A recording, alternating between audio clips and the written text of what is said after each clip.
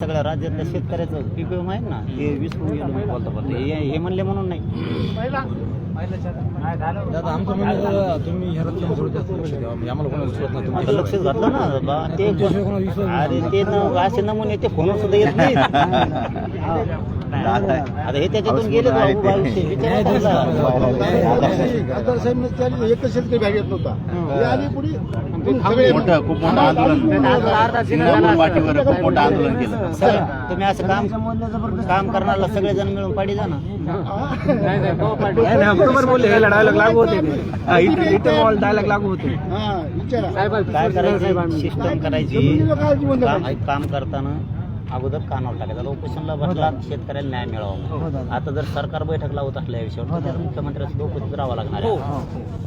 कारण शेतकरी पीठ ते फार केंद्रापासून आहे मला वाटतं त्याचं राज्यातलाच गडकरी साहेबांना बोलले नाही पण ते म्हणले राज्यातला प्रोजेक्ट मी काही लोकसभेत मांडला आता इथं तुम्ही चान्स घ्या येऊ त्यांच्याशी चर्चा करा. काय मत हे ऐका. नाही मत ऐकलं तर तुमचं गाव कुठं गेलं नाही, जमीन कुठं गेली नाही, लोक पण कुठं गेले नाही. तुम्हाला सोबत राहावं लागेल. बोलायला जागा होती.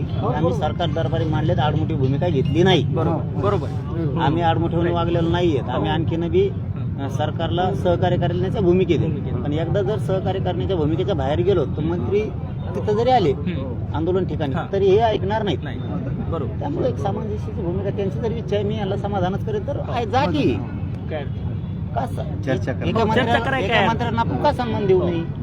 नंतर बघू काय करायचं पुढची काय भूमिका आहे. आता त्या दिवशी सहजपूरच्या मोजणे झाले का आमचं असं वाटलं आम्ही मेल केले ते आम्ही एवढे भिवून गेलो की आता हे काय करणार आम्हाला सगळ्याला उचलणार. पण ऐन वेळेला बॉसने ते त्याच्या मोर्चा गेला का त्या मोर्चामध्ये बऱ्याचशा मोजण्या त्यांनी रद्दबादल करून अवकातीवाले नाही तर अति माच.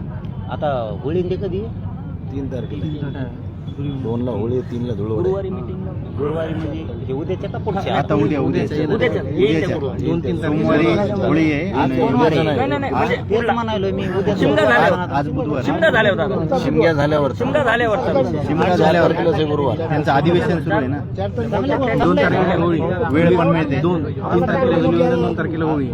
चांगलं आणि त्याला बोलता येतं ना असेच जा सिस्टम म्हणा. तुका गर्दी करायची म्हणून जाऊ नका.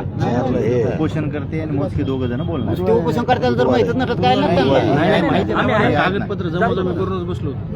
माहिती येते माणसं तिकडे पाठीमागे राहत तिकडे डरकाय नाही मी पाठीमागं नसतो रात पुढेच असतो. पाठीमागून पोहोचव असून घे सवय नाही आपल्याला. काय असेल तर समोर काम होईल नाहीत नका व्हाय ना. फडणवीस त्याचा ड्रीम प्रोजेक्ट आहे म्हणे फडणवीस साहेबाचा. आता बैठक होईल आता. सरकार सोबत बैठक होईल. सगळं सोयीला लागल. नाही लागलं सोयीला बघूयात ना. चला